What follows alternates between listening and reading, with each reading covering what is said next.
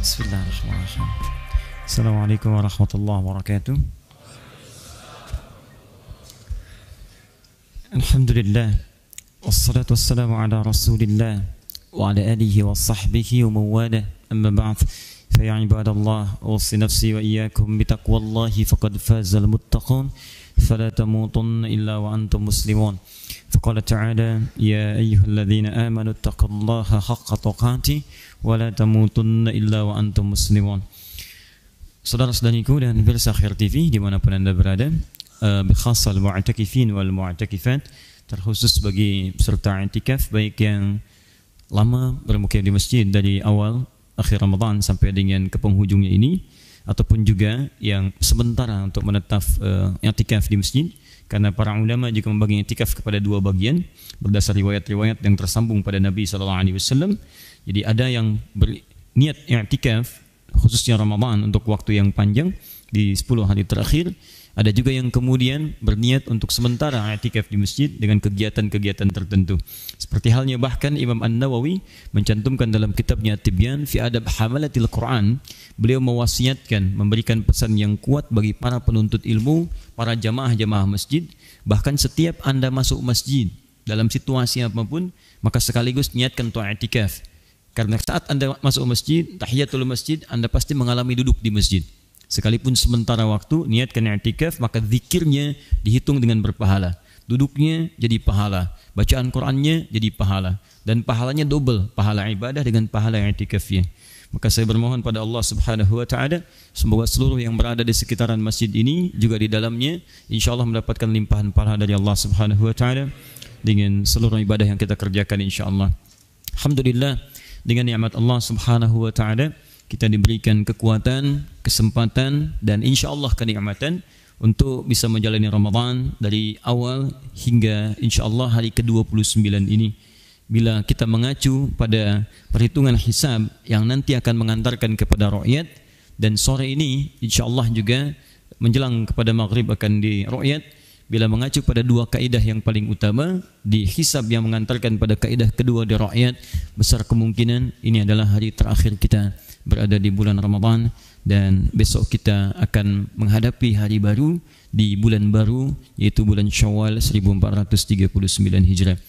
Karena itu kita bermohon pada Allah semoga puasa kita disempurnakan oleh Allah Subhanahu wa taala, nilai pahalanya, juga demikian ibadah-ibadahnya. Dan demi kesempurnaan itu, sebelum kita berpisah dengan Ramadan untuk kembali lagi menunggu dengan izin Allah di tahun depan, kita akan sempurnakan dengan puncak amalan, satu lagi amalan yang kita akan jelang kepada esok hari, yaitu bagaimana mempersiapkan Idul Fitri dalam tuntunan Al-Quran dan Sunnah Rasulullah SAW. Kita akan bahas materi itu sehingga kualitas Id kita tahun ini insyaallah bisa lebih baik dibandingkan dengan Idul Fitri di tahun-tahun sebelumnya. Alhamdulillah, beberapa bagian sudah kami tuliskan di buku yang Allah izinkan kami untuk menyampaikan beberapa informasinya. Dia ada tuntunan praktis Idul Adha, tapi di dalamnya juga mengandung tuntunan Idul Fitri dalam pembahasan persiapan sholatnya. Ya, saya akan urai nanti beberapa bagiannya, dan ada petunjuk-petunjuk yang kita bisa persiapkan, dan semuanya mengandung pahala insyaallah.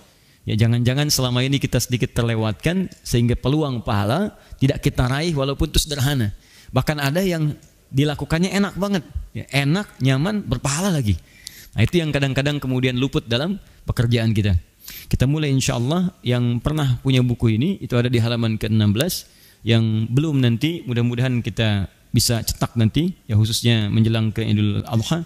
Dan semoga Allah berikan nanti ke lapangan untuk kita bisa bagikan sehingga teman-teman bisa alhamdulillah memegang satu dengan yang lainnya untuk bisa dipelajari. Saya agak cepat saja. Besok kita insyaallah akan memasuki dengan izin Allah Subhanahu wa taala, bila tidak ada perubahan, Idul Fitri. Kita bahas dulu maknanya, apa itu Idul Fitri. Setelah itu kita masuk ke persiapannya.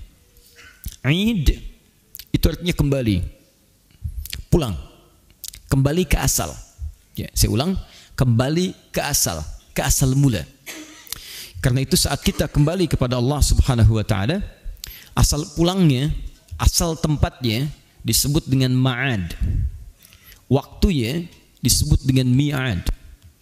Karena itu Ada ayat dalam Al-Quran, misal surah ketiga Ali Imran, ayat yang ke-9. Innallaha la yukhliful mi'ad. Sungguh Allah tidak akan pernah mengingkari janjinya. Di antara janjinya adalah mengembalikan setiap manusia kepada Allah Subhanahu wa taala sesuai dengan waktunya. Di banyak janji-janji Allah kepada hamba-Nya, di antara janjinya pasti semua hamba Allah akan kembali kepada Allah Subhanahu wa taala. Tempat kembalinya disebut dengan ma'ad namanya. Ma'ad. Ya, Imam Ibnul Qayyim Al-Jauziyah punya kitab namanya Zadul Ma'ad, bekal untuk kembali. Kalau bahasa kerennya sekarang, bekal untuk mudik. Kalau antum sekarang sedang persiapan mudik, ingat, mudik dalam pengertian kita nanti akan terbagi pada dua bagian. Mudik pada kampung halaman di dunia, mudik pada kampung halaman di akhirat kelak. Hati-hati, kalau mudik dalam urusan dunia saja, Anda begitu persiapkan luar biasa. Bahkan kami pernah mengecek tiket kereta api saja, itu sebelum Ramadan, sebulan sebelum Ramadan sudah habis, sudah bayangkan. Sebulan sebelum Ramadan. Dan luar biasanya, bulan Ramadan itu disiapkan mencari bekal untuk mudik dengan persiapan tiket yang sudah ada. Di Ramadannya mencari bekal untuk mudik, dan ditata tuh 10 hari pertama sekian, 20 hari pertama sekian, tanggal pulangnya udah ditentukan. Ya, seminggu sebelum Ramadan, sebelum Lebaran pulang. Sepekan tuh udah disiapkan. Bahkan motornya udah ditata gitu kan. Baik, sebagian mulai diperluas lagi. Ada yang ditambah pelepah pisang ujungnya gitu kan. Ada yang ditulisin, ada yang macam-macam, diboncengin, segala rupa dimasukin. Saya sering katakan, motornya kadang-kadang bebek tapi bekalnya singa gitu kan. Wah, naik 1, 2, 3 dan seterusnya. Dan semua ditulisin, aku pulang dan sebagainya. Itu ma'ad, tempat untuk pulang, disiapkan betul. Dan selalu fitrah pada mudik itu melekat persiapan-persiapan di dua sisi. Persiapan yang akan pulang dan persiapan yang akan dikunjungi di tempat pulang. Silakan Anda cek. Setiap yang akan pulang, dia akan siap-siapkan semua bekalnya, persiapan siapa yang pulang, bagaimana keadaannya, dan uniknya, ini yang paling unik. Hebatnya, orang yang merasa bekalnya kurang, dia tidak siap pulang. Bahkan tidak pulang. Kami pernah tanyakan pada seseorang ketika masih ada di lingkungan dia tinggal dan belum kembali ke kampung halaman, kenapa Anda nggak mudik, Mas? Gak ada bekal, Ustaz. Gak ada bekal, takut pulang. Gak ada bekal, tidak berani pulang. Tidak ada bekal, tidak punya kesempatan untuk pulang. Masya Allah, hebatnya yang punya kesempatan, yang punya bekal, kemudian dia dengan bangganya menghubungi ke tempat yang akan dituju, dia katakan, aku akan pulang. Maka yang di sana karena tahu dia akan pulang, maka disiap-siapkanlah segalanya dengan sangat luar biasa. Ditunggu tanggal pastinya, rumahnya dicecet, disiapkan segalanya, melimpah makanannya, segalanya ada ditata dengan rapi, dan hebatnya dari hal-hal yang tidak ada pun diada-adakan, yang tak terbayang sebelumnya. Silahkan cek jenis-jenis makanan, makanan kering, makanan basah, makanan yang berbeda antara isi dengan luarnya, kan? Ya lutur, luarnya kongguan, dalamnya rangginang, kan? Wah, ada macam-macam lah. Itu pun juga ya keluarganya beda-beda ya. Di Kongguan ada ibu dengan beberapa anaknya, suaminya nggak ada kan, ditemukan di kaleng yang lainnya, macam-macam lah. Kaleng tuh kumpul ya, ada kaleng macam-macam lah ya. Di Allahu Akbar, itu mudik dunia. Nah sekarang persoalannya ada mudik yang kedua, dan mudik ini sifatnya abadi. Mudik ini sifatnya abadi, dan tidak sedikit orang yang berharap mudik sampai ke tempat dunia, ternyata dia lebih pulang duluan ke tempat akhiratnya. Dan celakanya, ini yang paling bahaya, dia menyiapkan bekal dunianya dengan maksimal saat akan mudik dunia, tapi dia tidak menduga bahwa bekal persiapan ke akhiratnya tidak dia siapkan dengan baik, dan ternyata mudik akhiratnya lebih cepat dibandingkan dengan mudik dunianya. Maka pulanglah dia ke akhirat tanpa membawa bekal-bekal yang telah dia siapkan fokusnya untuk urusan dunianya itu. Ini yang paling berbahaya. Karena itulah bertakwalah kepada Allah Subhanahu wa taala. Saat kita menyiapkan bekal selama Ramadan ini, maka ketahuilah Allah telah mempersiapkan para penghuni-penghuni surga untuk menyambut kita saat kembali kepada Allah Subhanahu wa taala. Kita puasa untuk mendapatkan takwa, maka saat itulah kemudian surga disiapkan bagi orang-orang takwa. Silakan Anda cek dalam Al-Quran. Umumnya setiap muncul kalimat surga itu selalu dilekatkan dengan kalimat takwa atau amalan-amalan takwa. Silakan cek teman-teman sekalian. Kita lihat misalnya Quran surah ketiga ayat 133. Wasari'u ila maghfiratin min rabbikum wa jannatin arduha as-samawati wal ardu u'iddat lil muttaqin. Bersegera Anda introspeksi diri, bermuhasabah, istighfar, Dan berharaplah Anda mendapatkan surga. Bisa masuk ke surga yang luasnya seluas langit dan bumi. Kami siapkan untuk orang takwa.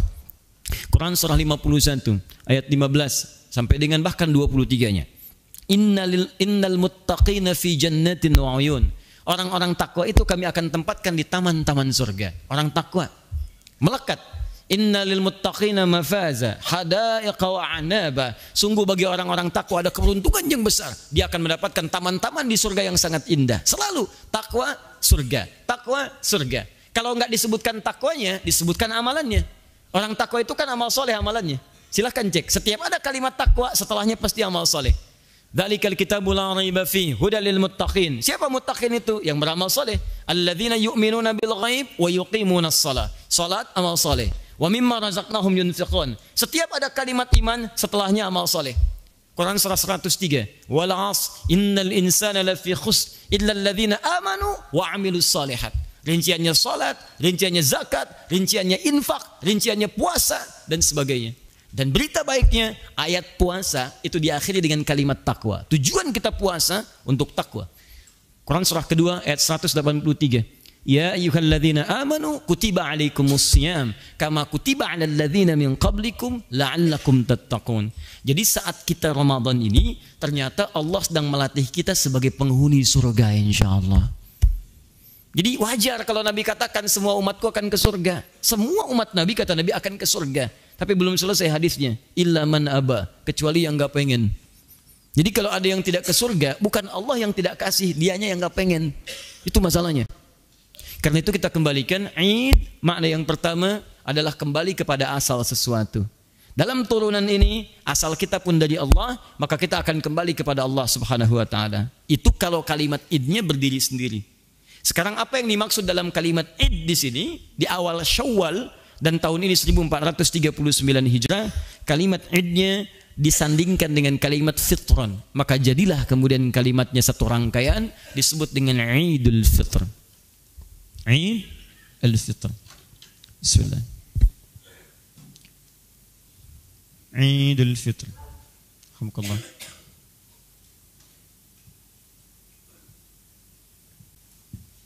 Eid ini asal mula atau asal kebiasaan. Asal mula atau asal kebiasaan. Tahan. Al-Fitrah. Ini yang harus Anda hati-hati. Al-Fitr itu punya dua makna utama. Punya dua cabang makna utama. Satu, mohon izin saya agak lambatkan sedikit bahasannya. Fitrun yang pertama itu bisa seakar dengan kata futur. Jadi fatara yafturu atau aftara yuftiru.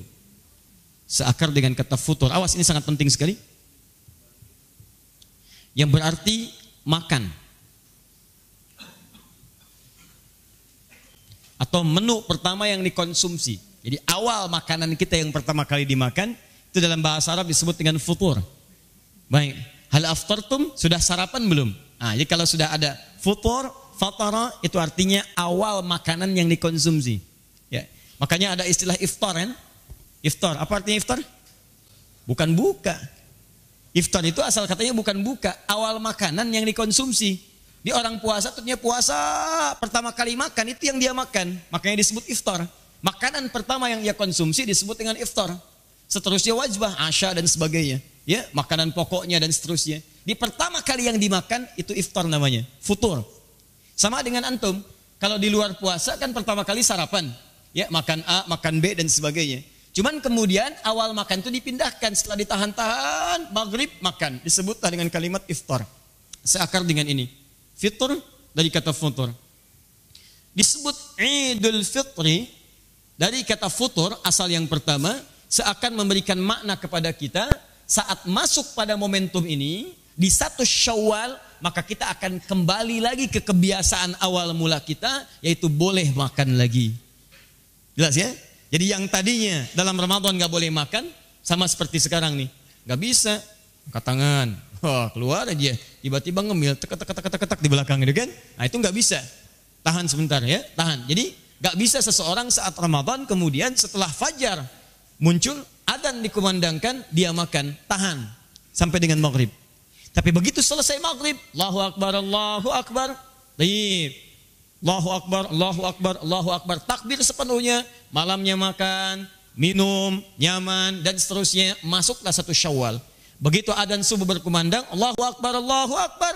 Maka dibedakanlah awal Syawal itu dengan Ramadan, dengan kebolehan kita untuk makan lagi, minum lagi. Maka disebutlah kemudian dengan kalimat Idul Fitri. Kembali ke asal mula, dibolehkan kita makan setelah sebelumnya saat Ramadan, ditahan makanan itu sampai dengan ke maghrib. Jelas sampai sini? Maaf, apakah setiap orang yang masuk kepada 1 Syawal sudah punya makanan untuk dimakan? Anda jangan mengukur dengan keadaan Anda yang sudah disiapkan. Barangkali dari sekarang Anda sudah kesiapkan, bukan cuma ketupatnya, daunnya udah Anda cari, gitu kan? Bahannya udah Anda siapkan, ayamnya udah disiap-siapin, dikasih tahu lagi, siap-siap ya. Oh, kamu kandidat tahun ini, kandidat luar biasa. Semuanya ada. Tapi ada segolongan orang yang ketika akan bertemu dengan 1 Syawal, dia berpikir, saya makan apa ya? Yang lain sudah siap, yang lain perangkatnya ada. Sementara saya belum mendapati apapun. Maka syariat kemudian memberikan tuntunan kepada setiap orang. Dalam setiap persiapan kepada 1 Syawalnya, disiapkanlah kemudian dorongan-dorongan untuk berbagi, yang dengan berbagi itu memberi kesempatan pada sebagian kawan-kawan kita yang belum tentu mendapati makanan di awal Syawalnya, untuk disiapkan sehingga mereka bisa merasakan makanan yang sama dengan kita. Jangan sampai begini, kitanya makan, dia puasa. Makanya Allah mengharamkan lewat Rasulnya, haram puasa di hari ini, kamu makan. Dan Anda harus hapuskan sebagian orang yang mengharamkan dirinya. Maksudnya mewajibkan dirinya untuk puasa, nggak boleh. Maka keluarkan, bantu dia, keluarkan dengan tulus. Sesuatu yang dikeluarkan dengan tulus diberikan sampai pada orangnya, disebut dengan zakat dalam istilah agama kita. Utu, ati, keluarkan dengan tulus. Zakat, sesuatu yang bertambah nilainya. Ya, az-zakat fil lugha, zakat dalam pengertian bahasa itu bisa berarti sesuatu yang bertambah, sesuatu yang berkah, sesuatu yang berkembang. Seakan Allah ingin katakan, hei, ayo tambah lagi manfaatnya. Berikan berkah pada hartamu. Bagi orang yang belum bisa mendapatkan makanan pada awal Syawal. Maka kita keluarkanlah saat akhir-akhir Ramadan apa yang disebut dengan zakatul fitri namanya. Nih, zakat fitri dari kata futur. Maka bentuk yang diberikan dari zakat fitri itu sifatnya makanan. Ini poinnya. Dan Anda boleh titipkan pada penyalur zakat, titipan Anda, misal saya nggak bisa nih kalau langsung beli beras dan seterusnya, maka Anda titipkan dalam bentuk uang misalnya. Maka pengelola kemudian mengalihkan uang itu dalam bentuk makanan yang siap untuk diteruskan kepada orang-orang yang berhak untuk menerimanya. Baik Ustaz, boleh nggak kasih beras? Boleh, tapi Anda mesti pikirkan bagaimana dia masak beras itu. Gak mungkin sebelum berangkat sholat dia ngunyah beras, tok batal gitu kan? Gak bisa. Zaman Nabi itu wajar ngasih kurma, kurmanya dimakan, gak dimasak lagi. Gak ada orang Arab menerima kurma misalnya, wah direbus dulu nih, kurma rebus, gak ada. Ya, gak ada, orang makan kurma itu langsung jadi. Makanya dalam konteks ini bisa Anda berikan tidak hanya berasnya, Anda satukan dalam bentuk sembako misalnya. Masya Allah, di dalamnya ada berasnya, dalamnya ada sardennya, dalamnya ada sebagian makanan tertentunya. Jadi begitu dia masuk kepada momentum dekat ke Idul Fitrinya, setelah menunaikan salat subuhnya, ada sunnah yang akan kita bahas nanti, makan. Masya Allah, sebelum berangkat sunnah makan. Dan makannya berpahala lagi. Masya Allah. Berpahala. Makan setahun sekali Pak. Setahun sekali makannya langsung ada pahalanya. Itu Idul Fitri itu. Di sebelum berangkat makan dulu berpahala. Anda nggak makan nggak dapat pahala Anda. Ya, makan. Nanti kita akan lihat sunnahnya. Ya. Itu yang saya katakan. Sudah enak dapat pahala lagi. Ini satu ya. Tahan. Saya agak pelan-pelan. Jadi kalau saya lebih mengarahkan zakat fitri itu, kalimatnya menggunakan fitri diarahkan kepada bentuk makanan. Walaupun dititipkan dalam bentuk uang, tetap kemudian dialih fungsikan kepada makanan. Karena pokok esensi dari zakat fitri itu memberikan makan. Ingat, bukan bekal yang lain. Kalau yang lain silakan titipkan lewat infak, zakat mal. Boleh. Jadi nanti zakat mal satukan dengan misalnya sembakonya, kemudian berikan kepada yang berhak. Jadi dia punya untuk makanannya, punya untuk yang lainnya juga. Tapi jangan menukarkan fungsinya. Hati-hati. Ya, hati-hati. Anda kasihkan uang, dia belikan rokok nanti, ya kan? Atau beli pulsa. Gak apa-apa Ustaz, lapar gak ada masalah. Yang penting pulsa ada. Allahu Akbar.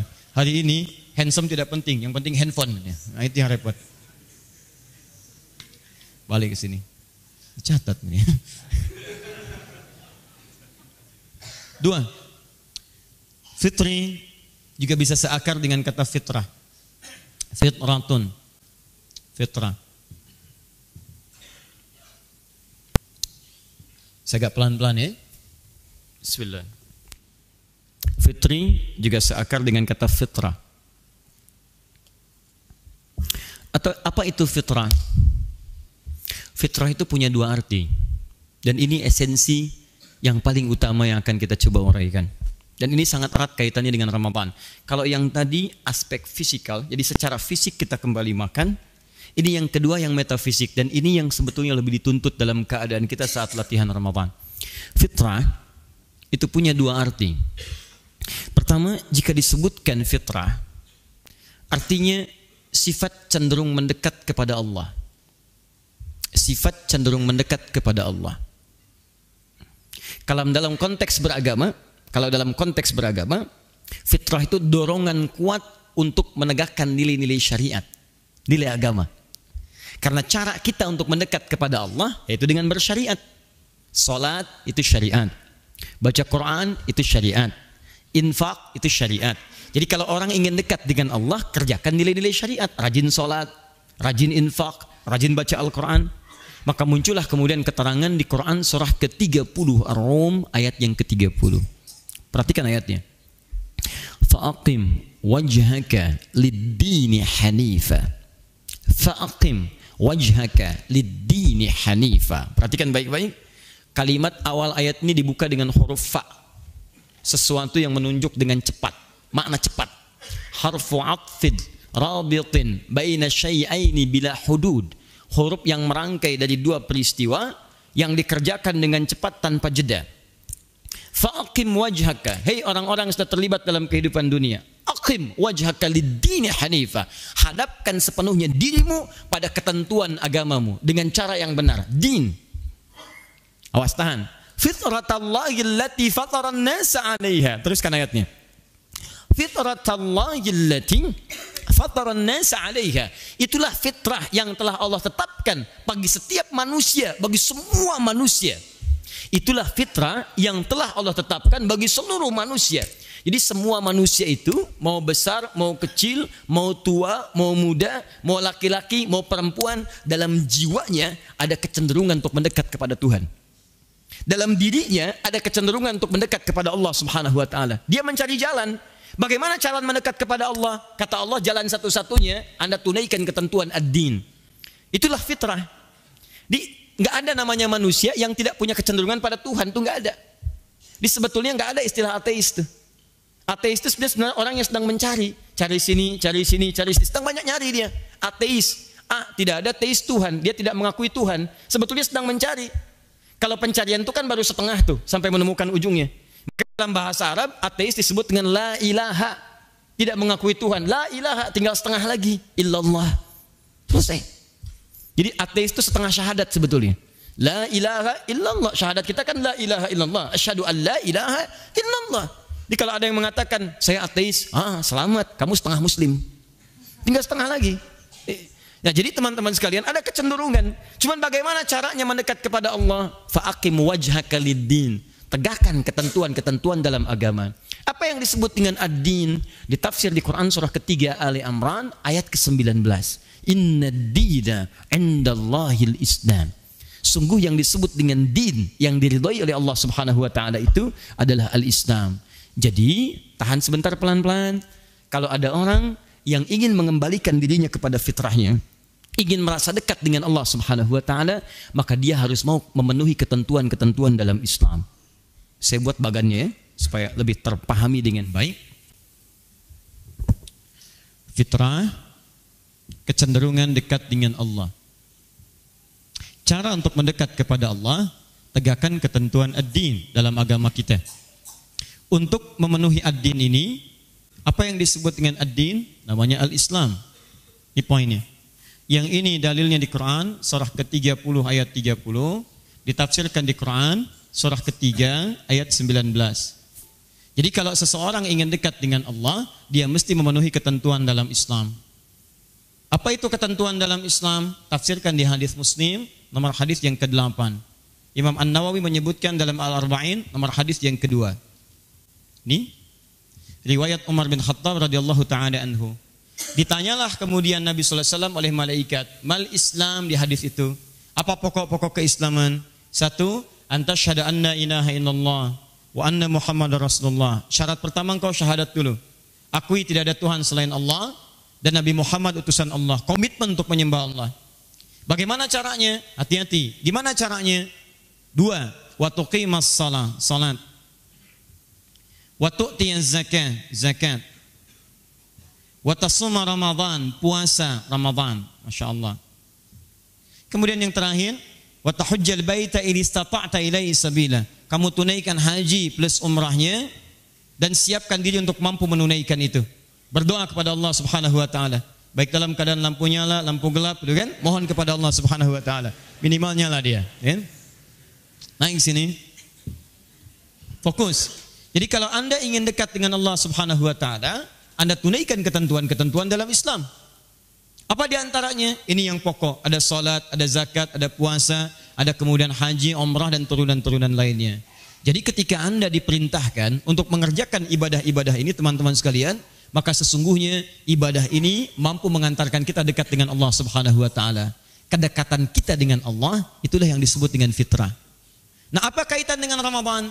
Ternyata Masya Allah, ketika diperintahkan puasa Ramadan ini, puasa Ramadan adalah di antara amalan yang menghimpun berbagai jenis ibadah dalam Islam yang membuat kita lebih dekat dengan Allah Subhanahu wa taala. Silakan Anda cek, bukankah dalam Ramadan menghimpun banyak sholat? Anda di luar Ramadan belum tentu mengerjakan sholat sunnah, tapi saat Ramadan hampir semua jenis sholat sunnah kita bisa tunaikan. Silakan evaluasi dari hari pertama sampai hari 29. Demi Allah saya katakan, Anda pasti akan mengalami peningkatan dalam perihal sholat yang dikerjakan. Rawatib minimal akan dikerjakan. Malamnya mengerjakan tarawih. Kalau di luar Ramadan kan itu sama dengan qiyamul lail, sama dengan tahajud. Tapi Anda kerjakan saat Ramadan, silahkan cek. Bahkan kalau ketinggalan bisa gelisah kita. Jenis zakat yang wajib. Zakat itu wajib. Sunnahnya ada infak, ada sedekah. Di luar Ramadan Anda kejar zakat. Saat Ramadan bukan cuma zakat, infak maju, sedekah berkembang. Silahkan cek. Bahkan kotak Al-Ihsan nambah tuh. Di luar Ramadan 1 juta, Ramadan 3 juta, 4 juta, Masya Allah.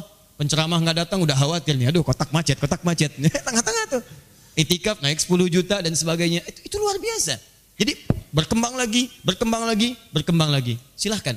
Apa yang tidak meningkat saat Ramadan? Hampir semua amalan naik. Umrah, kalau haji kan nanti saat masuk bulan Hijjah. Umrah, hari-hari biasa mungkin padat di haram. Tapi lihat ketika Ramadan lebih padat bahkan kadang-kadang dibandingkan haji. Orang naik, luar biasa. Kumpul satu tempat. Apa esensi dari semuanya ini? Adalah membangun kedekatan dengan Allah Subhanahu wa taala. Jadi kalau kita kemudian arahkan kepada kalimat Idul Fitri dengan kata fitrah, id artinya kembali ke asal mula. Asal seseorang itu dekat dengan Allah Subhanahu wa taala. Saking dekatnya sebelum lahir dia diberikan dialog oleh Allah. Quran surah ke-7 ayat 172. Wa idz akhadha rabbuka min bani adama min zuhurihim awas dzurriyyatahum wa ashhadahum ala anfusihim alastu bi rabbikum qalu bala syahidna. Dan ingat ya, pelajari ya kata Allah, saat kami mengambil perjanjian, Rabbmu, Tuhanmu mengambil perjanjian dengan setiap anak cucu Adam. Diberikan dialog di perut ibundanya sebelum terlahir. Dikatakan, apakah kamu siap menjadikan aku sebagai Rabb? Perawat kamu, pelindung kamu, yang menyembuhkan saat sakit, yang memberikan ampunan saat kamu banyak berdosa, yang memaafkan saat kamu salah, yang memberikan segalanya yang kamu butuhkan sepanjang mendekat kepadaku. Maka kita tidak ada pilihan mengatakan, bala. Bala itu artinya siap, tanpa alasan apapun. Syahidna, saya siap menunaikan itu semua. Saya siap beribadah. Saya siap menjadikan engkau sebagai Tuhan. Kemudian kita dilahirkan dan dilatihlah oleh Allah Subhanahu wa taala dengan ibadah supaya bisa mengingat kembali perjanjian yang telah kita buat itu. Maka teman-teman sekalian, kembali kepada Ramadan. Dalam momentum Ramadan yang telah kita lalui, hari pertama sampai dengan hari ini, maka didesain 29 hari di selama Ramadan sesungguhnya untuk membuat diri kita lebih dekat dengan Allah Subhanahu wa taala. Jadi kalau nanti besok selesai Ramadan, ada di antara kita yang hubungannya belum dekat dengan Allah, pasti ada yang salah dalam puasanya. Ada yang keliru. Karena mustahil orang-orang yang puasa itu menjadi lebih jauh dari Allah, mustahil. Jangan Anda katakan, saya kembali kepada fitrah, saya kembali kepada fitrah. Kembali kemana? Ngambil zakat fitrah. Tidak. Kembali kepada fitrah, dia kembali dekat dengan Allah. Saya kasih ilustrasi begini ya. Kalau Anda, misal, tinggal di satu tempat, kemudian selama sebulan, 29, 30 hari, menu makan di tempat itu cuma 2, kecap dan kerupuk. Kecap kerupuk selama 29 hari. Nah, hari berikutnya, hari ke-30, tiba-tiba Anda disuguhi kemudian dengan ikan, ayam, tempe. Masya Allah, tanpa kecap dan kerupuk.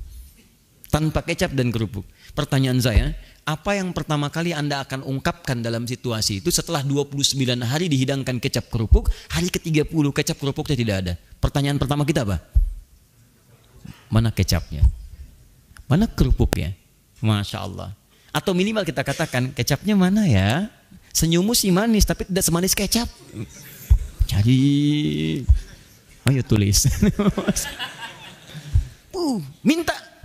Nah, sifat manusia kalau cenderung menerima sesuatu atau banyak mengerjakan sesuatu secara simultan, kerjakan, maka minimal terpatri dalam dirinya ada kerinduan dan rasa ingin mengerjakan hal yang serupa ketika tidak ditemukan lagi. Makanya seharusnya ini melekat pada orang-orang yang ikut madrasah Ramadan. Kalau dia lulus sebagai alumni Ramadan, seharusnya ketika masuk 1 Syawal, masuk bulan Syawal, malam-malam dia akan bertanya, rindu tarawih ya. Kok nggak ada orang ke masjid lagi untuk sholat? Saya pengen ke masjid dah, dia sholat. Ya Allah, rindu berbagi ya. Dulu saya datang, 1 kurma bisa dibagi dengan yang lainnya. Dulu saya datang, aqua bisa saya berikan kepada teman yang lainnya. Saya rindu untuk menemukan itu semua lagi. Rindu baca Al-Quran. Kenapa ya Allah Ramadan saya bisa hatam, di luar Ramadan tidak ada dorongan? Maka yang seperti itu, kalau pasca Ramadan tidak mengantarkan Anda pada kerinduan untuk mendekat kepada Allah, itu pasti ada yang salah dalam proses puasanya. Jadi yang pertama kali 1 Syawal, kenapa disebut dengan Idul Fitr? Karena hari itulah pembuktian kita, apakah betul kembali kita kepada fitrah yang mendekatkan diri dengan Allah, atau jangan-jangan kita hanya merasa dibebaskan diri dari kungkungan-kungkungan ibadah dan kembali pada kebiasaan makan. Alhamdulillah besok Idul Fitri, kamu bahagia sekali. Iya dong, boleh makan lagi. Sebulan saya nggak bisa makan. Itu paling bahaya. Paling bahaya, sebelum Idul Fitri sudah kehilangan fitrahnya. Itu yang repot. Paham ya? Nah, jadi saya minta pulang dari sini, coba cek teman-teman sekalian, anggota keluarganya. Silahkan lihat baik-baik. Apakah apa yang Anda hadapi di ke depan nanti menjadikan dan menunjukkan pada kita bahwa perjuangan kita berhasil selama Ramadan? Menangislah Anda jikalau ada satu di antara anggota keluarga ternyata selesai Ramadan malah semakin jauh dari Allah Subhanahu wa taala. Artinya ada yang keliru. Atau boleh jadi Anda itu soleh sendirian saat Ramadan, tidak memperhatikan anggota-anggota di keluarganya. Maka buktikan kepada Allah, jangan sesali. Jangan sesali, tapi buktikan kepada Allah. Mulai selesai Ramadan, bikin manhaj lagi seperti antum berada di Ramadan. Buat. Karena itulah orang yang dekat dengan Allah, capaiannya berhasil, maka merasa bahagia dia ketika akan masuk kepada hari Idul Fitrinya. Alhamdulillah, dekat dengan Allah. Alhamdulillah, terbiasa lagi ibadah. Maka ketika dia bahagia, diperintahkanlah kepada Nabi Muhammad SAW agar dia memenuhi takbir, perbanyak takbirnya, dan datanglah kepada Allah dengan menunaikan salat yang salatnya bukan salat biasa. Setahun sekali kita kerjakan. Dan hebatnya ketika Anda akan menunaikan itu, Nabi begitu bahagianya memberikan tuntunan kepada kita. Hei, kenakan ini, pakai ini, lakukan ini. Dan setiap yang kita kerjakan, melekatlah pahala di dalamnya. Apakah setiap turunan-turunan itu?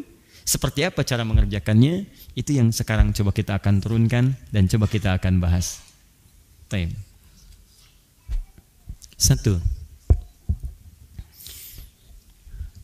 Persiapan sholat.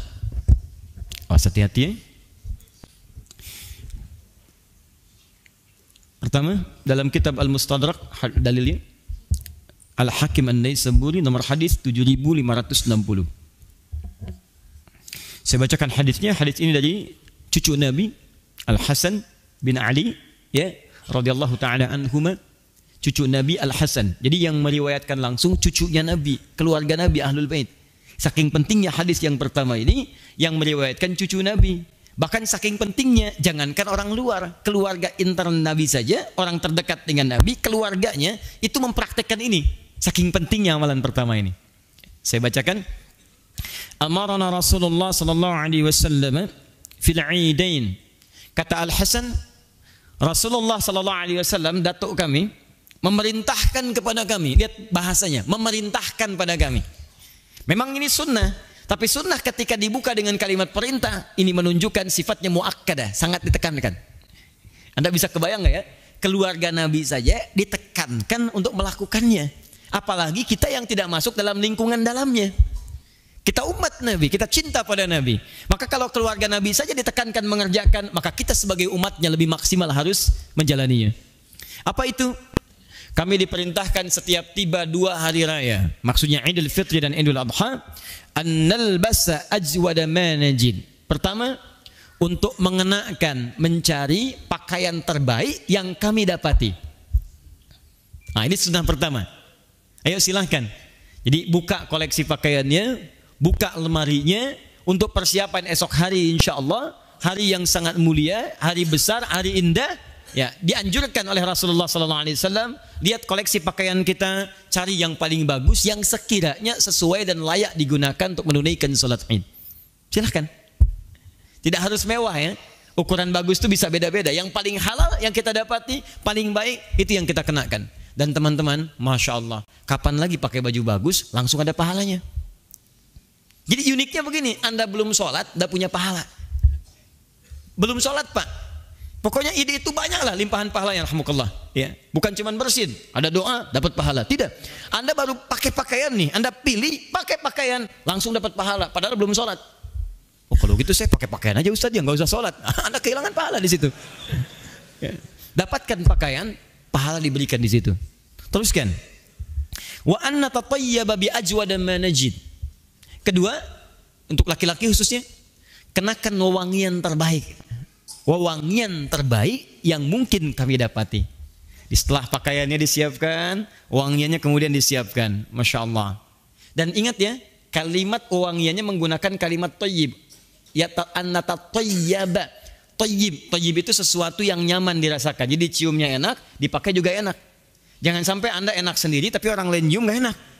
Ya, minyak nyong-nyong misalnya kan pakaiin itu. Andanya sih enak tapi orang lain keselak gitu kan. Nah, itu yang bahaya. Paham ya? Baik, silahkan kenakan. Bahkan Masya Allah, saya tuh kagum dengan beberapa tempat termasuk di Indonesia. Itu Masya Allah begitu datang Id, dia sudah bekal tuh minyak wanginya di kantongnya. Jadi begitu melihat temannya itu cuman bawa pakaian saja nggak ada minyak wangi, dia share tuh. Masya Allah, kasih, pakai. Begitu mau dibalikin jangan, terusin aja ke yang lain. Pakai. Di beberapa tempat di Arab tuh di depan masjid suka disimpan. Jadi Anda boleh kenakan, bukan dibawa pulang. Pakai gitu ya. Terus masukkan begini. Aduh masjidnya bagus ya, sedekah minyak wangi, ambilin. Enggak begitu. Ambil, pakai. Ya. Jadi nanti pas mau Id, silahkan yang laki-laki kenakan minyak wanginya. Kemudian itu sunnah. Begitu Anda kenakan, dapat pahala lagi. Masya Allah. Pakai pakaian, berpahala. Pakai minyak wangi, berpahala. Kalau bisa bawa dan share dengan teman-teman yang lainnya. Paham ya? Teruskan. Khusus untuk Idul Adha, nanti wa an-nadhhiya bi asmana ma najid, ya, menyiapkan hewan kurban terbaik itu khusus untuk Idul Adha. Idul Fitri cukupkan pada pakaian dengan menggunakan minyak wangi. Teruskan. 2. Kita ambil hadis riwayat Ahmad di Musnad Ahmad nomor 22.984. Saya sebutkan hadisnya dulu supaya ada landasan kita dalam berargumentasi. Ya, 22.984. Saya bacakan hadisnya. Riwayatnya dari sahabat Buraidah radhiyallahu taala anhu. Kana Rasulullah sallallahu alaihi wasallam la yaghdu yawm al-fitr hatta ya'kula wa la ya'kulu yawm al-adha hatta yarji'a fa ya'kulu min adhiyati. Adalah kebiasaan Nabi sallallahu alaihi wasallam, sunnah. Di Nabi tidak pernah dalam hidupnya menjalani apa yang akan kita bacakan ini kecuali punya kebiasaan yang selalu dikerjakan. Itu sunnah. Nabi aja mengerjakan, masa kita enggak? Apa kebiasaannya? Beliau tidak pernah la yaghdu yaumal fitri hatta ya'kula. Tidak pernah berangkat untuk mengerjakan Idul Fitri kecuali sebelumnya makan dulu. Makan dulu. Awas hati-hati ya. Wala ya'kulu yaumal adha hatta yarji'a fayakulu min udhiyati. Sebaliknya, pada saat Idul Adha beliau berangkat tidak makan dulu. Nanti pulang dari sholat baru makan. Nah, jadi terbalik nih. Kalau dalam suasana Idul Fitri, nanti besok insya Allah misalnya, begitu selesai subuh, siap-siap Anda untuk berangkat. Sebelum berangkat sunnahnya makan terlebih dahulu. Masya Allah, makan. Berpahala. Sudah pakaiannya bagus, pahala. Pakai minyak wangi, berpahala. Udah gitu hidangkan makanan, makan, berpahala juga. Luar biasa. Dan saat Anda makan itu bukan sekedar ada nilai pahalanya, tapi sekaligus Anda memberikan pesan bahwa puasa sudah berakhir. Sekarang boleh makan lagi. Makanan pertama setelah puasa itu mengandung pahala. Saat Ramadan, nahan makan pertama kali itu ada pahalanya. Saat Syawal, makan pertama kali sebelum berangkat sholat itu ada pahalanya. Jelas sampai sini? Tapi ingat, makannya itu menggunakan huruf fa sebelumnya. Fa ya'kulu. Fa itu menunjuk sesuatu yang cepat. Jadi kalau mau makan sebelum berangkat Idul Fitri, jangan yang berat-berat dulu. Ya, makan yang kira-kira membuat kita lebih cepat bisa berangkat. Makan cepat bisa berangkat. Ya, kira-kira kalau ada lontong misalnya 5, makan 1 dulu, gitu kan? Minum teh manis, berangkat. Ini opor dihabisin 3 mangkok, begitu berangkat udah pulang, gitu kan? Udah terlambat. Ya, tahan ya. Jadi tolong nih yang untuk zakat fitri harus disampaikan. Itu paling telat ya teman-teman sekalian, paling telat itu sebelum sholat dilakukan setelah sholat subuh. Itu berpahala. Cuman ingat, jangan Anda siapkan ngejar yang itu untuk kondisi kita sekarang. Karena zaman Nabi itu ingat yang dikasihkan kurma. Kurma itu tanpa dimasak dulu. Jadi walaupun habis subuh dikasihkan, dia bisa langsung makan. Langsung makan, langsung berangkat. Cuman persoalannya kalau kita di sini, apa yang mau dikasih? Beras. Anda kasih habis subuh, kapan dia masaknya? Ayo makan sunnah Nabi, ayo makan sunnah Nabi. Dia gerus dulu misalnya, kan repot seperti itu. Ya, ayo kita biasakan. Tapi insya Allah nanti peserta i'tikaf kita berikan hadiah untuk pulang kurma nanti ya. Setiap satu orang kita berikan kurma supaya nanti saat besoknya akan Idul Fitri minimal dia pun bisa mencoba makanan tradisionalnya dan makanan sunnah Nabi SAW sebelum berangkat insya Allah. Teruskan. Saya cek dulu satu apa tadi?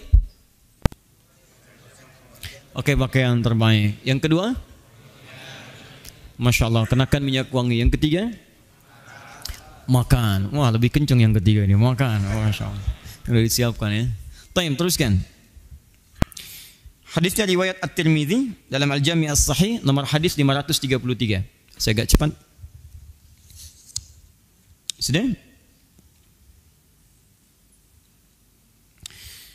Berangkat ke tempat salat sunnahnya disunnahkan dengan berjalan kaki. Tahan sebentar. Disunnahkan dengan berjalan kaki. Hadisnya riwayat Ali bin Abi Thalib radhiyallahu taala anhu. Qala minas sunnati an takhruja ila al-'id masya. Disunnahkan, hati-hati, kata sahabat Ali bin Abi Thalib, disunnahkan atau termasuk bagian dari sunnah engkau pergi ke tempat salat Id dengan cara berjalan kaki, masya. Tahan, jangan langsung disimpulkan. Tahan sebentar. Saya mau tanya sebentar. Dulu kalau orang di zaman Nabi SAW ketika akan sholat ke tempat sholatnya, baik itu di tanah lapang ataupun di masjid, kira-kira ke tempat sholatnya jauh atau dekat? Jauh. Saya ilustrasikan dah. Nabi dulu saat hijrah dari Mekah ke mana? Ke Madinah. Madinah sekarang sama dengan Madinah dulu? Tidak. Baik ya. Saya gambarkan gini. Ini masjidnya, contoh. Ini masjid, lokasi yang sekarang ya. Ini ada raudhah di sini. Kalau kita masuk dari sini, raudhah di sini. Nah ini karpet hijau, ini karpet merah yang ada lampu-lampunya. Insya Allah yang belum umrah semoga Allah percepat nanti ya untuk berangkat. Ini arah, ini Babus Salam, ini ke Baqi ke sini. Ini Baqi, ini kuburan. Lihat sini. Fokus. Dulu area ini masjid. Yang lainnya, ini yang tanah lapang, ini yang ada perkebunan, ini ada tempat rumah-rumah. Areanya segini. Sekarang ini jadi area perluasan Masjid Nabawi. Yang lainnya keluar. Ini ke Kuba, ini kemana dan seterusnya. Area yang ditinggali Nabi pada saat itu cuma area ini sekarang. Yang sekarang jadi masjid, seluas masjid itu, seluas komplek masjid. Pertanyaan saya, kalau dari jalan masjid untuk ke ujung, dari masjid ke ujungnya jauh tidak? Maksud saya masih mungkin dicapai dengan jalan kaki? Mungkin. Anda aja kalau nginep kan hotel bintang 5, ya kan? Hotel bintang 4, hotel bintang 3, hotel nggak ada bintangnya, langit kosong, gitu kan, sampai ke ujung sana tuh. Nah, tapi kan kalau Anda nginep di Madinah itu, Anda di hotel pun ke masjid ini rasanya nggak terlampau jauh.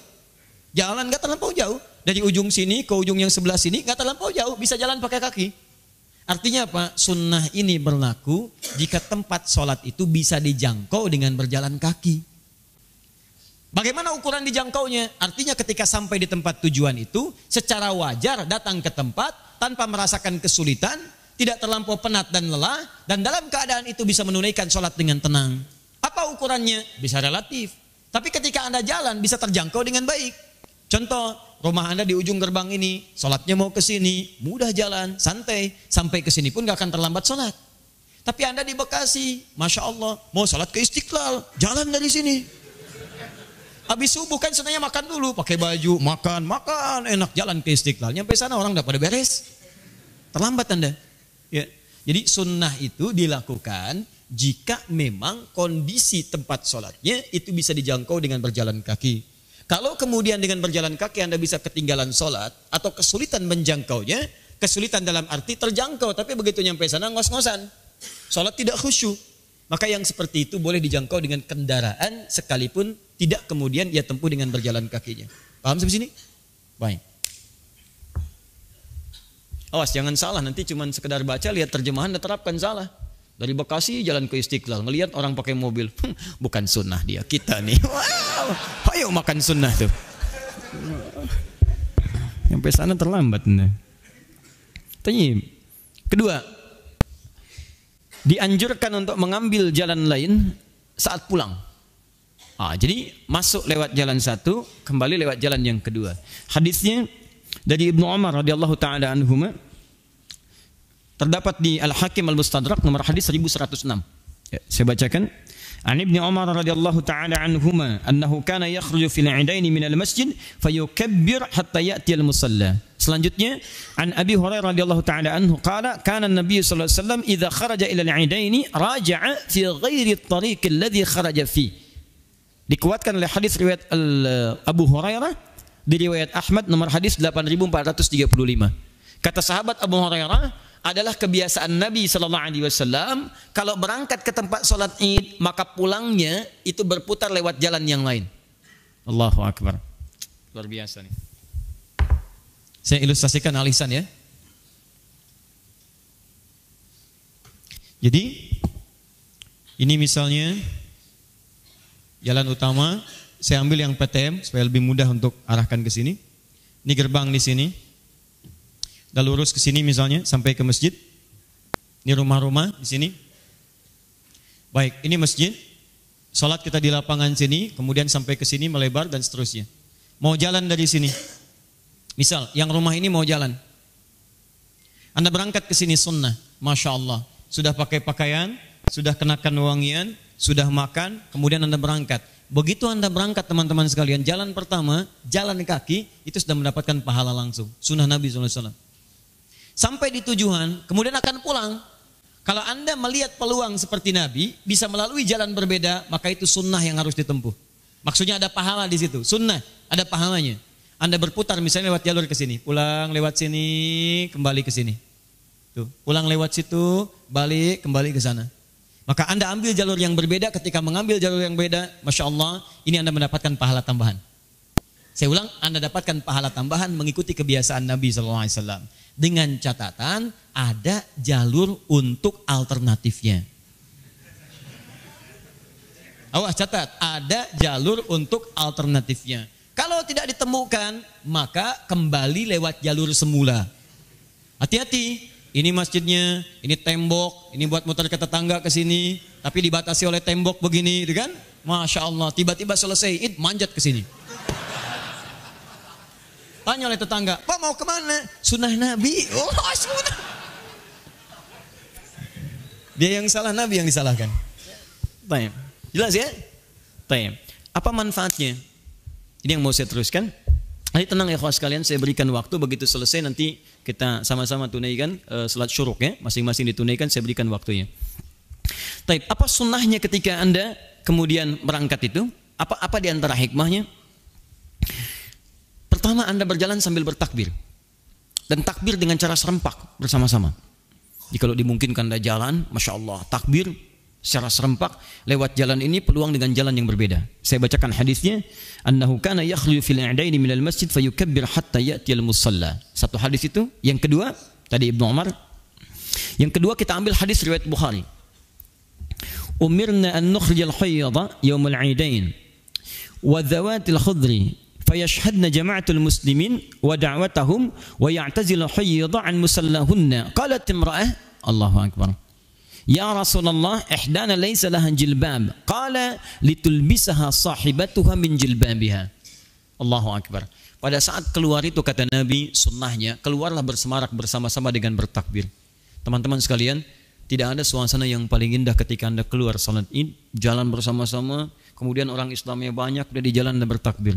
Allahu akbar, Allahu akbar, Allahu akbar, Allahu akbar. Begitu kompak semua keluar, yang terlambat segera keluar. Yang tadinya mikir-mikir mau terlambat sholat, dia ikutan keluar. Bahkan orang-orang yang belum pernah mendengar kalimat Allah, yang belum pernah mendapatkan iman dalam dirinya, yang belum mendapatkan cahaya Islam, begitu mendengar kalimat Allahu akbar, itu syiar. Itu syiar. Boleh.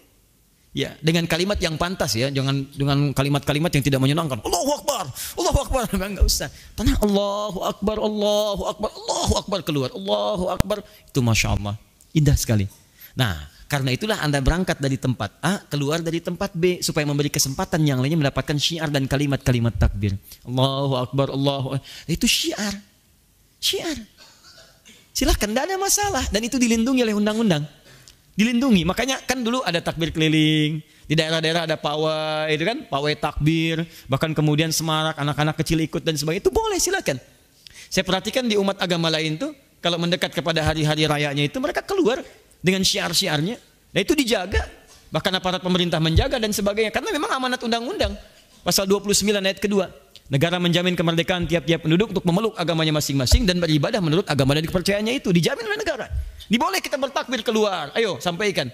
Jangan kasih kaset. Kaset yang dapat pahala. Kita yang nyetir mobil, kaset yang takbir. Allahu akbar, Allahu akbar.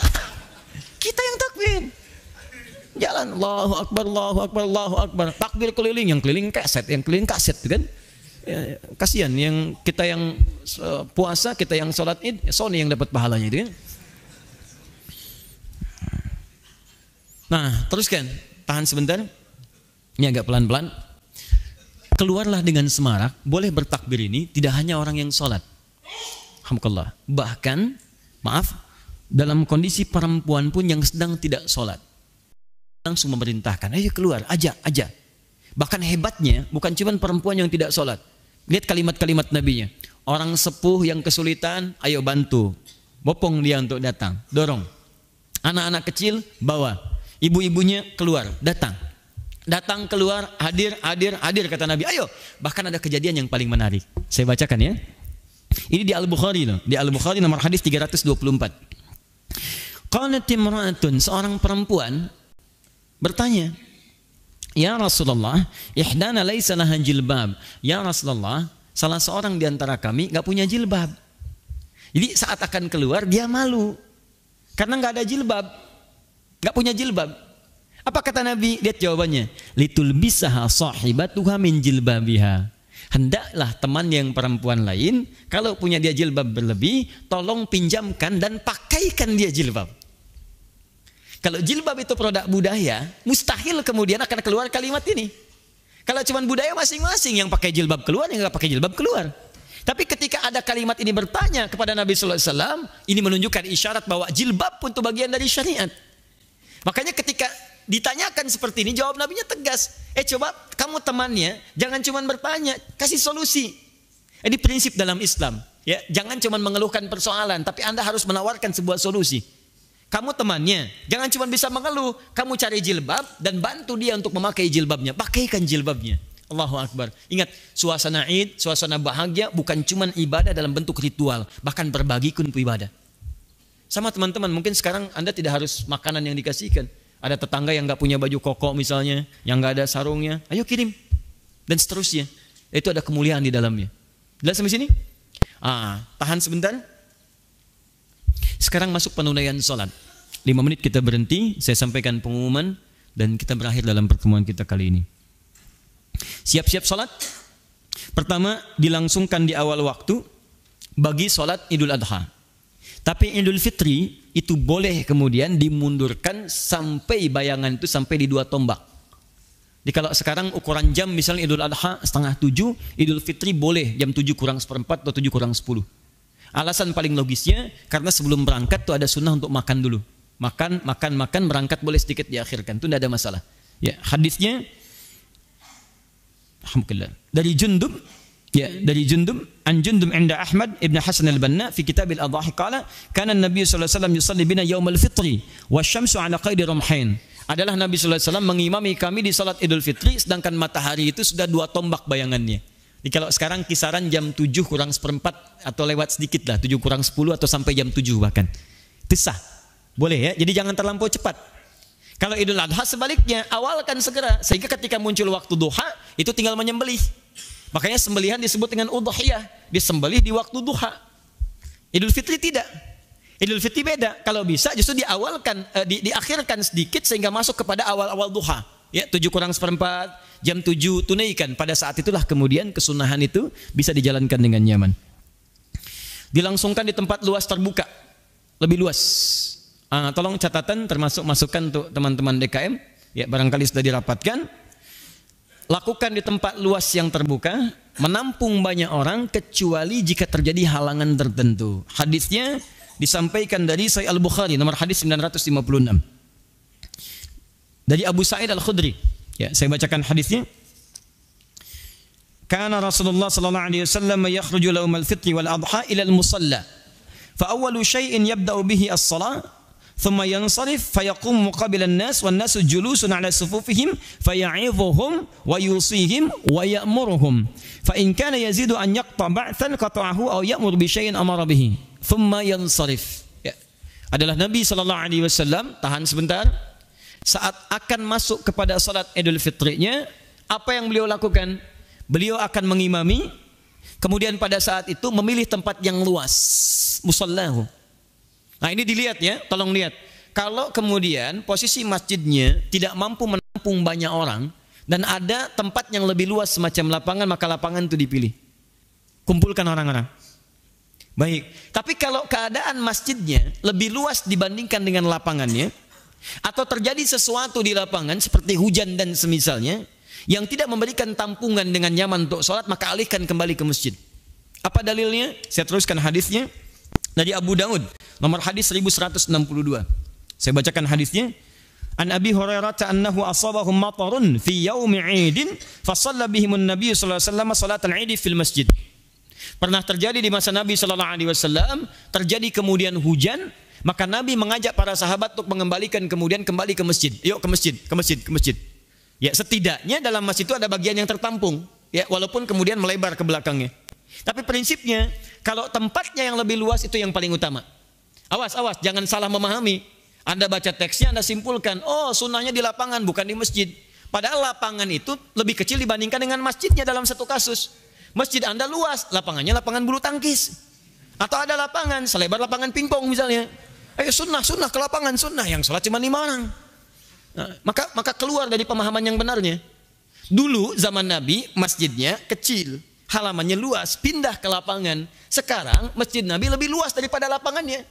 Makanya sekarang orang sholat idnya di Masjid Nabawi. Silakan cek. Sekarang orang sholat idnya di Masjidil Haram, di masjid, bukan di luar masjid. Jelas ya? Kenapa? Ketika tempatnya masjidnya lebih luas dibandingkan dengan lapangannya. Paham? Baik. Kita insya Allah di Al-Ihsan kita dari lapangan dan membentang langsung insya Allah ke masjid sampai ke bagian-bagian sisi-sisinya. Ya, jadi nanti imamnya, khatibnya di depan sana. Kemudian nanti safnya ke lapangan, bahkan nanti ada yang ke jalan, kemudian nanti ada yang akhwatnya mungkin akan disampaikan oleh panitia, nanti akan merapat ke dalam dan melebar lagi. Tapi yang paling menarik, ini yang mau saya sampaikan dan jadi masukan untuk panitia. Tahan baik-baik. Nabi mengajak perempuan-perempuan bahkan yang sedang tidak sholat, yang punya anak-anak, yang sepuh-sepuh dan sebagainya. Salah satu pemahaman yang penting dari hadis ini adalah siapkan saf terbaik untuk mereka. Awas, tolong catat ini ya, DKM, hati-hati besok. Siapkan saf terbaik untuk mereka. Jadi kalau ada kemudian perempuan-perempuan yang sedang tidak sholat, misalnya, jangan satukan dengan saf orang yang sholat. Misal nanti kita punya area nih, area termasuk dekat-dekat ke TK, tempat bermain. Misal anak-anak yang kira-kira masih belum balik, arahkan dengan ibunya ke arah sana. Dengan perempuan-perempuan yang belum sholat untuk mendengarkan khutbahnya. Sunnah, ibu dapat pahala tuh. Sudah nggak sholat tapi dapat pahala.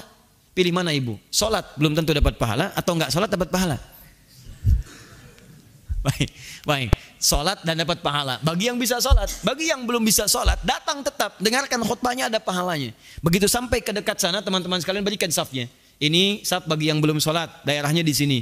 Yang ada ibu-ibu dengan anaknya, daerahnya di sini. Sehingga anak-anak itu punya perasaan senang. Kalau bisa sediakan makanannya, minumannya untuk anak-anak, itu ada mainan-mainan di sana. Jadi begitu datang dia merasa senang. Berikan citra kepada mereka, sehingga yang terbayang di benak mereka Idul Fitri itu menyenangkan. Ibadah yang sangat memberikan suasana yang tenang. Dan tunggu kalimat keluar di lisannya. Mah, kapan lagi ya Idul Fitri? Ayah, besok Idul Fitri lagi ya. Saking merasa nyamannya, siapkan saf-saf yang enak. Jangan sampai keluar begitu dia datang capek, malas, tidur. Pak, ini sholat apa sih? Pulang. Tangis, capek, kepanasan.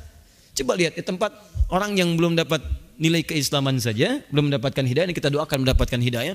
Mau musikannya di bawahnya kok begitu nyamannya gitu. Dandanin, bapaknya pakai batik, ibunya pakai kebaya, di bawah anaknya dikepang dua, dikasih manisan, jalan dia. Kenapa Anda yang beriman tidak menyiapkan saf-saf yang terbaik? Ayo kasih. Besok kemarin tuh, begitu dengar khutbah, anak-anak kan suka main, biarin aja main satu, main prosotan, main macam-macam, dan dia mendengar. Ya, ibu, bapak silakan. Nanti cari saf terbaik. Laki-laki ambil saf yang membuat nyaman untuk ibadahnya. Perempuan ambil saf yang nyaman. Nanti yang sepuh-sepuh, ya, kalau merasa kesulitan, tempatkan saf terbaik. Insya Allah nanti di dalam masjid nih yang ibu-ibu, ya, yang kira-kira kurang gerakannya kurang maksimal, ingin dapat lebih teduh, lebih nyaman, ayo ambil ruangan dalam. Laki-laki nanti kita juga kasih, ya, yang pengen nyaman-nyaman, sholatnya enak, depan. Yang kurang misalnya untuk menyesuaikan, ayo kursi nanti silahkan disiapkan, atau mau bawa sendiri nggak ada masalah. Kasih saf yang lebih bagus. Jadi sholatnya nyaman, itu sunnah. Itu sunnah. Jadi nggak berbelit-belit gitu, semuanya mendapatkan ketenangan. Saya mau tanya pada Anda, dari sekian kita Idul Fitri, berapa kali pernah mendapatkan situasi seperti itu? Yang sholatnya, sampingnya ada kenyamanan, ada aquanya, ada macam-macamnya, enak, tenang gitu ya. Berapa kali kita mendapatkan itu? Itu sunnah. Jangan-jangan selama ini cuma seremonial. Berangkat, datang, sholat, dengerin khutbah, pulang. Kadang-kadang ada yang belum selesai, udah keluar gitu kan. Interupsi, panas gitu ya. Pulang ya. Haula wala quwwata illa billah.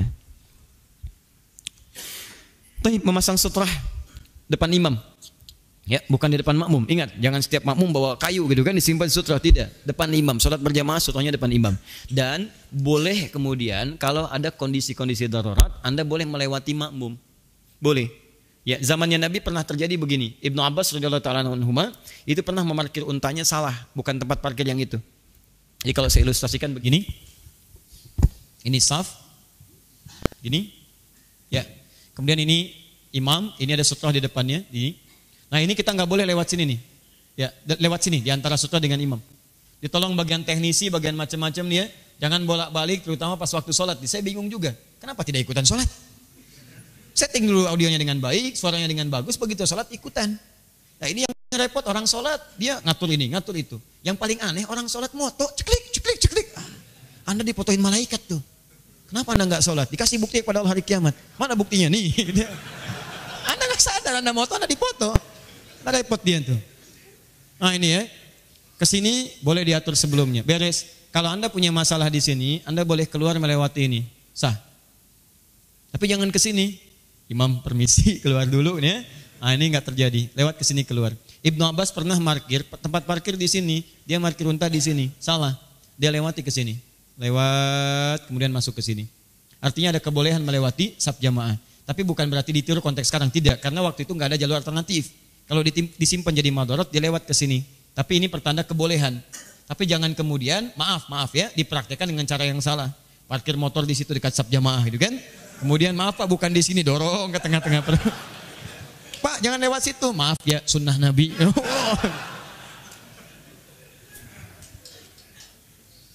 Ya, jadi kalau ada kesulitan, Anda boleh kemudian teman-teman sekalian dicari solusi yang terbaik keluar. Teruskan. Tidak diawali dengan adzan atau iqamah. Awas, nggak usah qomat, nggak usah adzan, jangan terlampau soleh, hati-hati. Jadi begitu masuk sudah, Anda langsung kemudian masuk area. Kalau Anda masuknya di lapangan, maka tidak perlu ada tahiyat lapangan. Ingat ya? Saya ulang. Yang ada tahiyat masjid, tahiyat lapangan tidak ada. Kecuali kalau Anda masuk ibu, bapak di area yang ini kan masjid. Kalau Anda masuknya ke sini silahkan tunaikan tahiyatul masjid. Tapi kalau yang di depan, ya sudah, Anda masuk duduk saja. Ustaz nggak enak lah, biasanya tahiyatul masjid, masuk aja ke masjid dulu, udah itu balik lagi ke lapangan. Paham ya? Jadi kalau sudah di lapangan, sudah duduk, kemudian tunggu dan banyak bertakbir. Baik, sebanyak 2 rakaat itu sudah mafhum, jadi saya tidak perlu bahas lagi. Tayyib, yang terakhir disunnahkan kemudian untuk memperbanyak infak. Ya, jadi nanti pada saat akan berangkat sunnah juga, bukan hanya bermodal pakaian, bawa minyak wangi dan sebagainya. Anda boleh misalnya bawa infak terbaiknya. Silahkan, berapa yang bisa diberikan, apa yang bisa disisihkan. Ada orang nabung dulu. Bahkan Nabi memerintahkan kepada Bilal, ayo berputar. Kemudian berikan kesempatan orang berinfak. Maka pada saat itu ada yang memberikan kalungnya, ada yang ngasih mutiaranya, ada macam-macam, emasnya, peraknya gitu kan. Nah sekarang bisa diterjemahkan misalnya teman-teman ketika datang, ya kemudian sambil menunggu khutbah dan sebagainya. Kalau dalam konteks ini Nabi sedang berkhutbah, setelah berkhutbah kemudian menyampaikan itu dan orang-orang mulai berinfak. Disilahkan, ini nggak apa-apa. Anda misalnya siapkan kotak infaknya, atau misalnya ada orang yang bawa, ngedarkan dan seterusnya, ya di tempat-tempat yang berbeda-beda, itu sunnah, boleh. Jadi begitu kemudian sampaikan. Sebelum menunggu khutbah, takbir Allahu Akbar, kalau mau infak duluan boleh. Ya, kalau misalnya sedang disampaikan khutbah dan seterusnya, beredar kotak atau setelah itu, silahkan. Anda mau diisi, itu sunnah. Tidak diisi, nggak ada masalah. Kan? Anda sampaikan. Tapi itu bagian dari sunnah. Paham ya? Baik. Terakhir,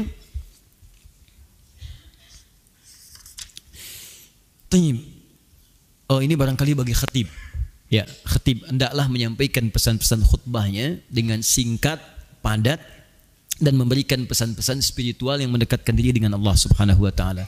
Tidak usah terlampau panjang. Ya, khutbah itu tidak usah terlampau panjang. Yang penting singkat, padat, pesannya jelas, dan dengan itu jadi manhaj kehidupan yang bisa dibawa. Nah, ringkasan dari semua ini pada akhirnya besok adalah ungkapan kebahagiaan kita. Kita cari baju yang bagus, kita kenakan minyak wangi. Pada hakikatnya bukan sekedar karena Idul Fitrinya, tapi kita bahagia dengan mengenakan itu karena kita lebih dekat dengan Allah Subhanahu wa taala. Karena itulah di Quran surah ke-7 ayat ke-31, orang-orang yang dekat dengan Allah, begitu dia mau menghadap Allah, dia biasakan memakai yang baik. Ya bani Adam khudhu zinatakum 'inda kulli masjid. Hai anak cucu Adam, kenakan pakaian terbaikmu setiap ada panggilan dari masjid. Maka refleksi Idul Fitri, ketika Anda datang ke Idul Fitri menggunakan pakaian terbaik, itu cuma langkah awal pada 11 bulan berikutnya. Bahwa setiap sholat Anda siapkan pakaian terbaik. Jadi kalau ada orang Idul Fitri pakai baju bagus, yang baik-baik, tapi ketika sholat kembali kepada fitrah semula, kaos yang jeleknya, maka yang seperti itu menunjukkan tidak berhasil pula Idul Fitrinya. Lebih daripada itu, ingat baik-baik. Al-fitru laisa liman labisal jadid, walakin liman taqwahu yazid. Sungguh hakikat Idul Fitri itu bukan bagi orang yang mengenakan pakaian paling bagus, tapi bagi yang takwanya bertambah di hadapan Allah Subhanahu wa taala. Maka hari ini coba renungkan dulu. Kita masih punya waktu sampai sore. Kebanyakan para sahabat itu, terutama yang rata-rata yang itikaf itu banyak menangis sampai sore. Dia mengukur, saya berhasil enggak? Lihat gitu. Dia takut setelah Ramadan ternyata kebiasaan itu hilang. Makanya mereka banyak berdoa. Sering di sudut-sudut masjid itu duduk terus nangis. Ya Allah, saya takut ya Allah, saya takut saya salah. Saya takut saya enggak berhasil. Dan yang paling ditakutkan oleh mereka tidak mendapatkan ampunan Allah Subhanahu wa taala. Karena hadisnya mengikat dari Nabi sallallahu alaihi wasallam. Raghima anfa rajulin di Mustadrak Al-Hakim, sungguh celaka, jauh dari rahmat Allah dan sangat tercela liman adraka Ramadhan, orang yang sampai di bulan Ramadan tapi tak mampu diampuni dosa-dosanya pada saat itu.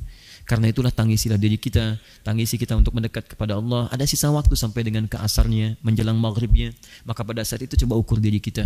Sudah dekat dengan Allah atau belum, berhasil atau tidak, jangan-jangan selama ini salah, jangan-jangan begitu mau masuk malam Idul Fitri diwafatkan oleh Allah Subhanahu wa taala dalam keadaan belum diampuni oleh Allah Subhanahu wa taala. Maka dari situlah kita petakan diri kita. Setelah Anda merasa tenang hatinya, nyaman, ada perubahan, maka bertakbirlah keluar dari masjid seperti para sahabat pernah melakukannya. Ibnu Umar dari masjid sore-sore langsung bertakbir. Ada yang keluarnya pas kemudian maghribnya, ada yang ba'da subuh dia keluar. Tapi yang paling hebat, kapan mereka keluar? Ketika mereka memastikan bahwa dirinya sudah berhasil menjalani ibadah Ramadannya. I'tikaf dia berhasil jalani, ada kebahagiaan, jadi keluar masjid itu lapang. Bukan keluar masjid ngejar tiket. keluar masjid untuk ngejar-ngejar siap-siap ini, tidak, bukan siap ini siap itu, tapi dia siap untuk mendekat kepada Allah Subhanahu wa taala. Kalau Anda sudah mendapatkan spiritnya, tenang hatinya, maka keluarlah dengan mengatakan Allahu Akbar, Allahu Akbar, Allahu Akbar, dan Anda menjadi pemenang pada saat itu di hadapan Allah Subhanahu wa taala. Saya tidak bisa memberikan banyak hal kecuali apa yang telah Allah titipkan, dan sampai dengan pagi hari ini alhamdulillah kita sudah banyak berbagi di tempat ini. Dan dari sekian pembagian itu barangkali ada yang tidak berkenan, tidak tepat, dan mungkin juga salah dari kalimat-kalimat kami. Maka hal pertama yang ingin saya sampaikan, setulus hati saya sampaikan juga kepada teman-teman dimanapun Anda berada, sekali lagi saya mohon maaf bila sampai dengan pagi ini dari interaksi kita banyak sekali kesalahan yang saya lakukan, termasuk juga dalam titian hidup yang saya jalani, tentunya tidak akan berlepas dari kekurangan, khilaf, dan saya punya pilihan untuk berubah. Jadi mohon walaupun di masa lalu atau hal-hal ke belakang ada sesuatu yang keliru, khilaf, saya memohon maaf kepada teman-teman semua, dan semoga Allah berkenan mengampuni saya dan juga kita semua insyaAllah. Dan kepada siapapun, baik yang pernah memberi, pernah menyakiti siapapun, atau terasa mungkin yang sebagainya, semisalnya, saya dengan tegas mengatakan dan saya telah maafkan. Dan tidak ada yang insyaAllah menyekat dalam hati ataupun macam-macam lainnya. Semuanya sudah cair dan semoga Allah meridai kita semua. Jadi yang pertama saya memohon maaf. Jika Anda menemukan kesalahan bahkan dari uraian-uraian, itu murni kesalahan saya. Anda boleh tinggalkan, sampaikan kepada saya, ambil pendapat ustaz-ustaz lain yang lebih baik. Tapi jika ada kebaikan, itu bukan dari saya. Hakikatnya Allah yang berikan kepada kita semua. Hanya mungkin saya dipilih untuk menyampaikan itu. Ya, ketika itulah ambil itu, kemudian terapkan dalam kehidupan. Dan demi Allah saya katakan, tolonglah teman-teman sekalian, belum tentu bertemu Ramadan tahun depan, maka buktikanlah kepada Allah kita berhasil di tahun ini. Jangan putuskan hubungan kita dengan masjid hanya untuk sekedar Ramadan. Jangan putuskan hubungan kita dengan Allah dalam salat-salat sunnah hanya untuk sekedar mengejar target Ramadan. Maka hakikatnya yang berhasil dalam Ramadan adalah orang-orang yang berhasil sampai dengan 11 bulan berikutnya. Baik, bekal terakhir yang kami sampaikan, kami tidak bisa memberikan lebih insyaAllah. Bagi yang itikaf penuh di sini, ini hanya sekedar kita ingin memudahkan saja. InsyaAllah yang itikaf penuh di sini, kami sudah data. Untuk yang di luar Jawa atau semacam Jawa Tengah, Jawa Timur, mungkin nanti ada sedikit dari transport yang akan diberikan. Nanti pihak masjid akan menyampaikan. Nanti teman-teman yang itikaf penuh akan diberikan untuk transportnya. Barangkali tidak memenuhi semua tiketnya, tapi itu bagian dari cinta kami untuk memudahkan teman-teman kembali ke tempat masing-masing. Tapi semua juga yang itikaf itu akan mendapatkan satu kurma masing-masing, bukan satu biji ya, satu plastik. Nanti satu plastik akan dibawa, mungkin nanti untuk praktek sunnah nabinya sebelum menjelang kepada sholat id. Transportnya nanti insya Allah kami berikan. Bagi yang dekat-dekat yang nyewa ojek atau nyewa mobil, datangi dan kami insya Allah siapkan anggaran untuk bisa mengganti ongkos ojek atau ongkos transportnya. Dan semoga Allah muliakan Anda semuanya. Kemudian untuk peserta itikaf ada yang capaian Quran yang telah kami evaluasi. Baik, satu orang insya Allah kita berikan apresiasi untuk umrah saudara Aulia Rahman. Ya, kita berikan untuk umrah insyaallah, dan boleh ikut bersama kami nanti pada tanggal 24 Desember. Kita ada kafilah kelompok insyaallah ahli Quran akan berangkat, dan kita akan mencoba menggetarkan 2 kota suci dengan membawa 100 orang penghafal Al-Quran ke sana, dari mulai anak kecil sampai dengan orang dewasa ya. Dan ada lagi satu yang perempuan, tapi ini namanya tidak masuk di saya, tapi ada ya, setelah nanti saya sampaikan berikutnya untuk disusul. Kemudian yang sudah sampai 30 juz masing-masing kami berikan 3 juta rupiah insyaallah. Mudah-mudahan nanti dibawa untuk bekal, setidaknya untuk di jalan ya, tapi tolong pakai untuk yang bermanfaat ya, mungkin untuk hal-hal yang bisa menguatkan hafalan Anda insyaallah. Saya kira itu teman-teman sekalian, semoga Allah berikan kemuliaan. Mohon maaf selama ini kalau ada hal-hal yang kurang berkenan. Insyaallah berjumpa kembali di i'tikaf tahun yang akan datang, Ramadan dengan suasana berbeda, dan sekali lagi semoga Allah ampuni dosa kita semua. Subhanakallahumma bihamdika asyhadu an la ilaha illa anta astaghfiruka wa atubu ilaik. Wa akhiru da'wana alhamdulillahi rabbil alamin. Wal 'afu minkum. Assalamualaikum warahmatullahi wabarakatuh. Syuruk silakan.